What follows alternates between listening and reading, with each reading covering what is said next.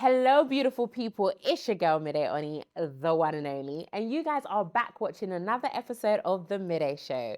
Hope you guys have had an amazing week and you're putting positive vibes into the atmosphere because you know what you put out is what you get back. Okay. But yeah, I hope you guys are doing well and let's get into it. This week, I am sipping on some, what is this? Pina colada. Mmm. That is really good. But yeah, get your drink, settle down, and let's get into it. Welcome to this part of the show. It's called Fit Check, where we will be going through all the details of my outfit. Today's look is giving Michael Jackson. Yeah. It's my birthday this week. I thought I'd jazz it up, give you guys some sparkle, razzle dazzle, and whatever. This suit is from ASOS. I absolutely love this. I don't care what anybody has to say. Yeah? I don't care if you like it or not. I love it. I think it's very birthday. Do you know what I mean? It's very, very like over the top. It's very, like I said, Michael Jackson. Call me Midday Jackson. Okay? Don't blame it on the sunshine. Woo! But yes, this suit is from ASOS. I will list all the details in the description box. Don't worry. I just thought I'd pair it with a simple black top. This is from Primark. I think it's from their like basic section. Just like a basic tee vest rather. These tie-up shoes are from Pretty Little Thing. I've had them for a while. And I think they just go really nice with this outfit. These earrings are from H&M. And please, can we zoom in on my nails because... Hello, hi. Happy birthday, Midday. Happy birthday. These nails are fantastic. But yes, this is the details of my outfit. It's giving bad B. It's giving don't play with me. It's giving sassy. It's giving talk to me nice. Okay. Happy birthday to me. Welcome to The Gist, the part of the show where we discuss everything that's going on in our culture, whether it's politics, news, celeb gossip, locally, nationally, and globally. Let's get into it. First on the agenda, Miss Annie from Young, Famous and African. Now, she's married to Tubaba. If you don't know who Tubaba is, that is Two-Face. You are my African queen. Yeah, that Two-Face. So she's married to him. This clip is her basically, in fact, before I get into that, let me give you the background story.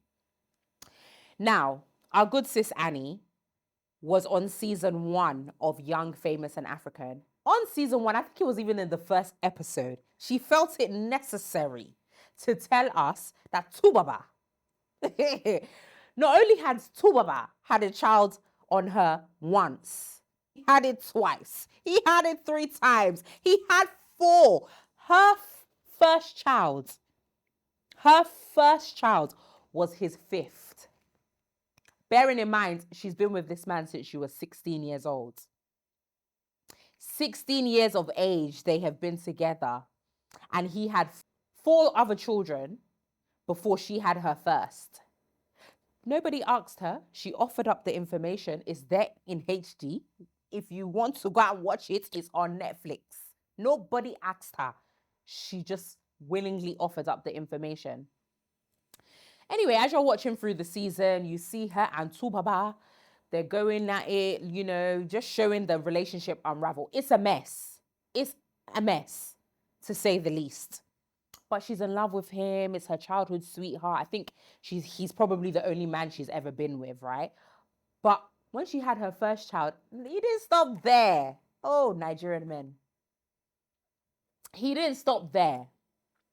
He went to go and have another child with another woman. I think with one of the women he had a child with previously, he went back, went to dip his sausage again and have another child. Now, in this clip, there's an air of delusion that is operating here. Annie comes onto the show to talk about Tubaba. I know I keep saying Tubaba. That's what she calls him. My Tubaba. And she's saying, oh, Innocent, that's his real name, by the way, Innocent, he didn't just go around doing naughty things. He just happens. Annie, I'm gonna need you to sit down and shut your mouth. You've accepted that you're staying in this situation. This man can have 25 children and you're still gonna stay there. Just accept it. Own it with your chest. Just say, do you know what? My man cheats on me, but he looks after me. Just say, I have 2 kids for this man. I'm not going anywhere.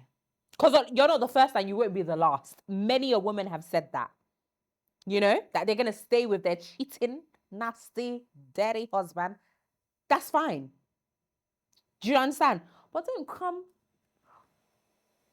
and insult our intelligence. We heard you on the first episode when you told us, nobody asked you, you told us that your first child was his 5th child. Annie, please. If you want people to respect you, you have to respect yourself. Just own it. Because one thing I've clocked is when you own things, no one can really say much to you. They can whisper and say things behind your back or whatever, but they're not going to be outwardly saying it because you've owned it. You've said, listen, my man cheats. He impregnates half of the population. I'm okay. I'm okay with it. That's all you need to say. Stop deceiving yourself because you're not deceiving us. What did I say? Stop deceiving yourself because you're not deceiving us. Anyway, cheers to Annie and Tubaba. Long matrimony. May you people live long in your marriage. Amen. So Phillip Schofield, who was the presenter on This Morning Britain, has left effective immediately as he handed in his resignation. Apparently, this is because him and his co-host, Holly Willoughby, have been having issues on the show. I'm not buying it. I am not buying it. So much things have been happening in Phillip's life that this was a long time coming. If you guys remember, in 2020, he came out to his wife and daughter, coming out of the closet saying that he was gay. Now, that's whatever. Whatever you do in the bedroom is between you, your partner, and God. However, it was who he was having relations with. So he was sleeping with an 18-year-old man, and at the time he was 58. Now, apparently age ain't nothing but a number, but 40 years, that's a big number. That's a number that cannot be excused. That is highly, highly inappropriate, especially when the younger party is 18. They've literally just come into adulthood. It sounds a bit groomy to me. Not gonna lie, it does. But that's neither here nor there. He then went on to say that he had no plans. This was at the time in 2020. He had no plans of divorcing his wife. You see some men, yeah, one thing that they're gonna have is the audacity. How can you come out to your wife of however many years? Mind you, they've been married for a very long time. They come out and you say, "Oh, hello, wife. I'm no longer into your parts. I now want to try the other side. This is who I am. This is the true me. But I don't want to divorce you. I want to hold you in my dungeon, keep you for myself, so you cannot prosper, but I can go out and be swinging my sausage everywhere." Can you see how does that even make sense?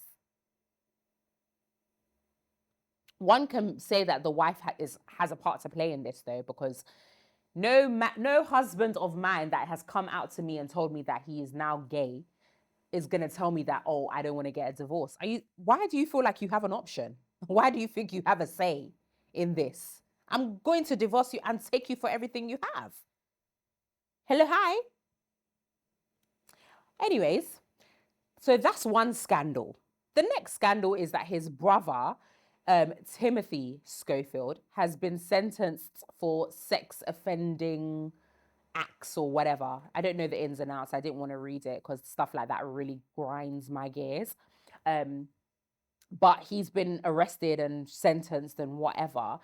And obviously, because of the back of his situation, which was a little bit, in fact, it wasn't a little bit, it was very questionable. And it's now, your brother's now associated with it. Obviously, you know, when you're in the limelight and your family do certain things, it kind of reflects on you, whether or not you want it to, it does. So that in itself is another scandal. This was a long time coming. I don't know why Phillip Schofield wasn't sacked when he was grooming an 18-year-old, in all honesty. But he's finally left the show, and when I read up on it, they are going to take a break and then just use the host that they have at the minute, because they've got them and O'Leary and another lady as well. So they might just like interchange the hosts until they find like a proper replacement. I think it's time we diversify. Maybe get like, I know they've got a black woman, maybe a black man. So we have different specs, maybe like an Asian man. Just let's see a little bit more. Anyway, good luck, Phillip, whatever you've got planned for your life. Take care.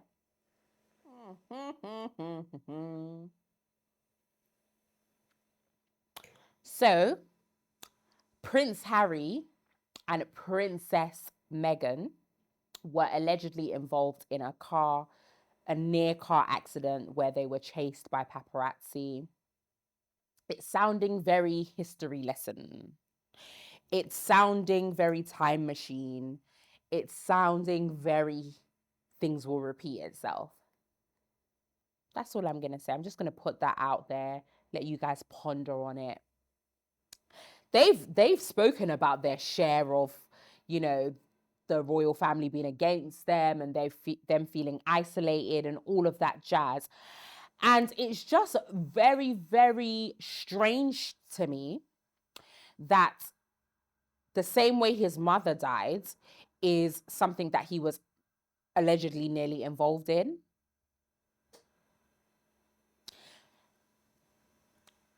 It's very strange. We have to call a spade a spade. It is quite strange. I know there are such things as coincidences, but I mean, when the powers at be are involved. I'm just going to leave that there because I don't want to die. So let's move on. This despicable human, Andrew Tate, decided that it was his job to comment on the alleged accident or near accident that Prince Harry and Meghan had. I'm going to read this out. So Harry and Meghan almost crashed and I almost gave up. I almost flew to the moon and became an alien. What kind of bumper ass story is this? First of all, is he allowed to say bumper ass? Thought they wanted to be left alone and out of the public eye for privacy, but they go to the papers every time something almost happens. It's giving lack of sense. It's giving I don't think before I speak. It's giving I have no information. If you look at the story clearly states that they were being chased by paparazzi. Not that they went to the paparazzi, they were being chased. Now, obviously, we don't know the ins and outs of it, if they called the paparazzi or whatever, but we're just going by what the story says, which is that they were being chased by paparazzi. So they didn't go looking for it. This is something that happened to them. Why is Andrew Tate still allowed to speak? I thought he got banned. What is happening? When you cancel someone, does it not just stay cancelled, or is it like people can come back and resurface? This man is just nasty. He's full of hate. He is full of hate, and he actually makes me sick. He's this disgusting human being. But one thing I've clocked yet is that people love to be triggered, because that's why he has such a high platform. People love to be triggered. People love to listen to content that they know is going to anger them and they know that is going to piss them off, but they still listen to it because they want to be angry. They want to be triggered. And I guess he's found his niche in the market. Doesn't mean that he's a good person. He's disgusting. Andrew Tate, you are disgusting. And you didn't need to speak on this, but it is what it is. One of my favorite movies ever.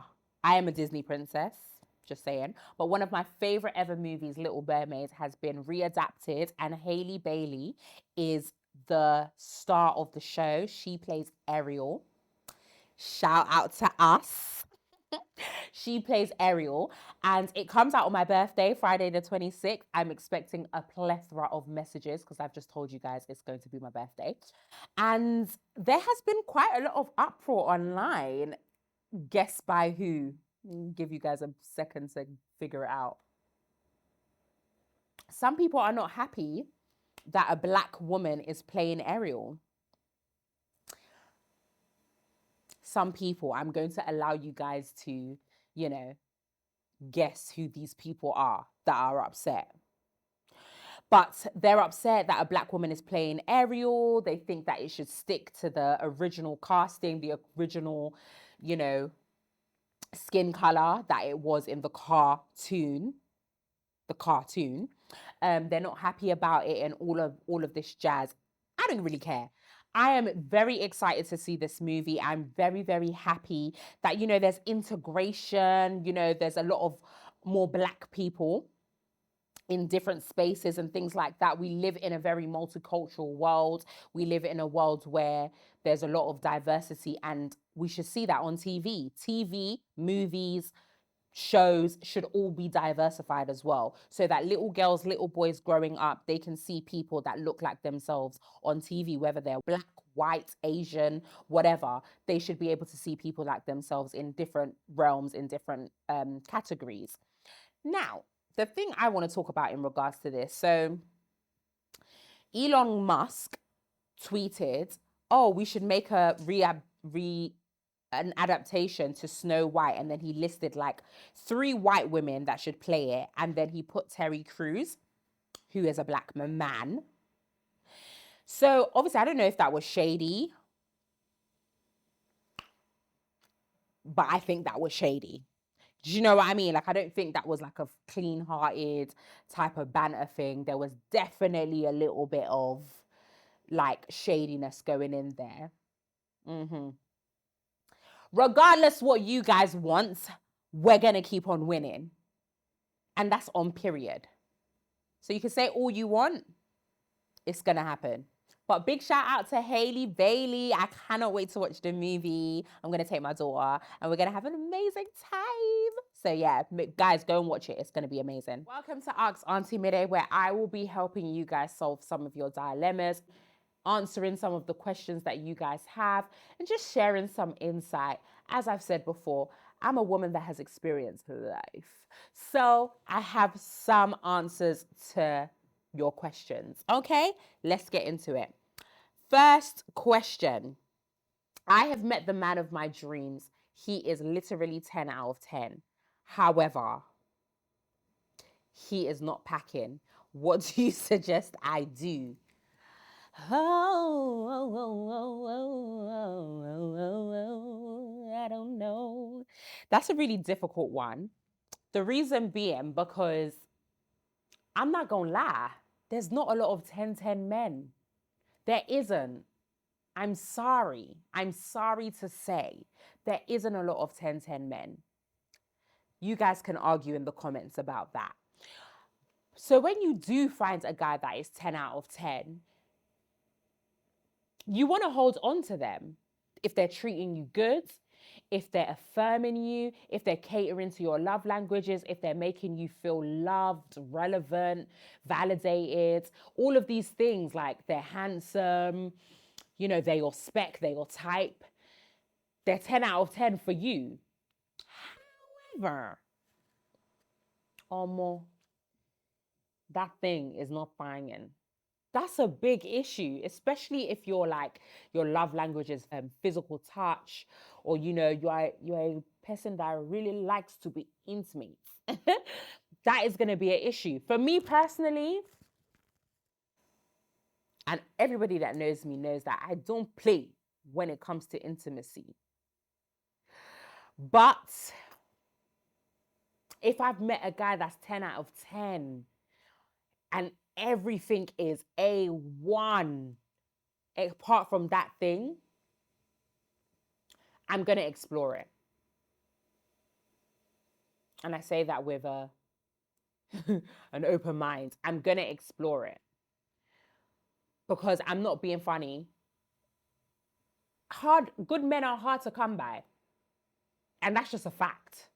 You know, good men that, you know, treat you good and you're attracted to them as well, because, woo child, that's another story for another day. But men that treat you good and you're attracted to them and whatever, but in that department they're lacking, I would explore it. And if I can't 100% do it, then yeah, then I know at least I tried. You know what I mean? But if he's the man of your dreams, I would say explore it. For me personally, the man of my dreams can't have such an issue. Do you know what I mean?